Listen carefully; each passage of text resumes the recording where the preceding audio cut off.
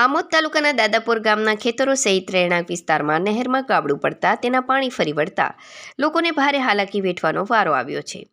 આ અંગે આમોદ નહેર નિગમના અધિકારીને વારંવાર મૌખિક અને ટેલિફોનિક જાણ કરવા છતાં સમસ્યાનો તાગ મેળવવા કે નિરાકરણ લાવવા આજ દિન સુધી કોઈ જ અધિકારી સ્થળ ઉપર નહીં આવતા લોકોમાં તંત્ર વિરુદ્ધ ભારે આક્રોશ જોવા મળી રહ્યો છે। અગાઉ પણ ગામના લોકોના ઘર અને ખેતરોમાં પાણી ઘૂસી જતા ખેતીમાં ભારે નુકસાની વેઠવી પડી રહી છે। તેમ છતાંય નહેર ખાતાના અધિકારીઓનું પેટનું પાણી હાલતું નથી। એક તરફ મજૂરી કામ કરી પોતાનું પેટ્યું રડતા ગરીબ લોકો ગંભીર બીમારીઓના ભરડામાં ધકેલાય તેવી દહેશત લોકોમાં ફેલાવા પામી છે। અત્રે ઉલ્લેખનીય છે કે આમોદ તાલુકાની મોટાભાગની નહેરોમાં મોટા મોટા ગાબડાઓ પડી ગયેલા છે તેમજ ગાંડા બાવળનું પણ ઉગી નીકળ્યા છે। તદુપરાંત તેમાં રહેલા કચરાની સાફ સફાઈ કરવા પણ આમોદ તાલુકાનું નહેર વિભાગ ખાતું તદ્દન નિષ્ફળ નીવડી રહ્યું હોવાની પણ લોકચર્ચાઓએ ભારે જોર પકડ્યું છે। આમોદ તાલુકાના દાદાપુર ગામ પંચાયતનો સરપંચથી બોલું। અહીંયા જે કેનલનો પ્રશ્ન છે વર્ષો જૂનો પ્રશ્ન છે। અમને 7 દિવસ પહેલાં પણ આ જ પોઝિશન થયેલી હતી કે કેનલ વારંવાર તૂટવાના કારણે ખેડૂતોને ઘણું નુકસાન થાય છે।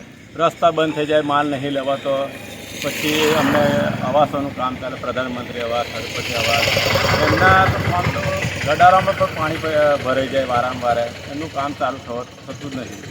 હવે વર્ક ઓર્ડર આપવામાં આવે છે તે 1 મહિનોની એ આપવામાં આવે પણ પૂર્ણ થઈ શકે એમ લાગતું નહીં અને લાભાર્થીનો લાભ પણ જતો રહે એવો છે।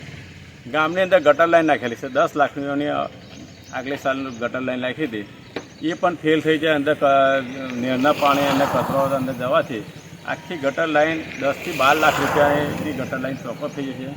લોકોના વારાની અંદર પાણી એ ગટર લાઈન ચોકઅપ થવાના કારણે પાણી બહાર નહીં જતું। એ સમસ્યા બહુ ઘણી અમને પોઝિશન ગામની અંદર છે। એ પાણીના કારણે મચ્છરજન્ય રોગ પણ ઘણો છે। એના કારણે ગામની અંદર બીમારી ઘરે ઘેર 1 કે 2 વ્યક્તિ બીમાર છે। હવે આ જે મજૂર કોલોની છે, એક નવી વસાવત છે, એ લોકોને રોજનો રોજ કે 200-300 રૂપિયા મજૂરી કરીને ખાવાનું છે। અમને આ પાણી ભરાઈ જવાના કારણે બીમારીના કારણે એ લોકોની પરિસ્થિતિ અતિ ગંભીર પરિસ્થિતિ છે કે જેને રોજને રોજ કમાઈને ખાવાનું છે, એ લોકોને રોજીરોટી પણ જવાતું નહીં બીમારીના કારણે। આ પ્રશ્નો અમારો 10 થી 15 વર્ષથી અમે રજૂઆત કરીએ છીએ। કોને રજૂઆત કરેલી? મેં પઠાણ સાહેબ જે નહેર ખાતાના એના આગલા અધિકારી 10 અધિકારી બદલાય, એમને પણ તમામ અધિકારીઓને મેં પહેલાં બહુ રજૂઆત કરેલી છે। સખત રજૂઆત કરવાની। અમને હાલમાં 7 દિવસ પહેલાં પણ રજૂઆત કરી હતી કે કેનલનું ગાબરું પૂરી જાઓ તમે, ત્યાં મને ત્યાંથી જવાબ આપેલો કે 2 દિવસનું પૂરી અને કમ્પ્લીટ કરે। 2 દિવસને બધા 7 દિવસ થઈ ગયા પણ એ ગાબરું પોતે ખેડૂતોએ પૂર્યું હતું, તે પણ હાલની અંદર પાછું ફરી તૂટી જવામાં આવેલું છે। કાકા ગણપતભાઈ છોટુભાઈ, નવા દાદાપુર। શું થયું છે આ નહેરની અંદર તમારે? આ નહેરમાં પાણી ઓવરફ્લો થવાથી અમારા ખેતરમાં પાણી ઘૂસાઈ જાય છે। બાજુમાં ચાલનરથી નવી વસાવટ છે, એ લોકોને પણ ઘરમાં પાણી પહેરી ગયું છે। હમણાં નવી વસાવટ ગડારા ખોદ્યા છે, એની અંદર પણ પાણી ઘૂસાઈ ગઈ છે, એ લોકો બહાર નીકળી ગયા છે। અને ખેતીમાં શું છે તમારે નુકસાન છે? અમારી ખેતીમાં કપાસ છે, એ નુકસાન છે।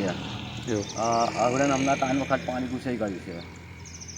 તમે રજૂઆત કરેલી છે? અને અમે રજૂઆત કરેલી છે, 2 થી 3 વખત રજૂઆત કરી છે કે આ ચેલેન્જ તમે આવો ને જુઓ ને પછી અમને કહો। કેટલા દિવસે આવું થાય છે? અઠવાડિયામાં 1 વખત થઈ જાય એમ। તો તમે શું કહેશો આ વિશે? અમે કહીશું કે તમે ચેલેન્જ રિપેર કરો, ઊંચી લો લેવલ, તો અમારું પાણી અંદર ના આવે ખેતરને।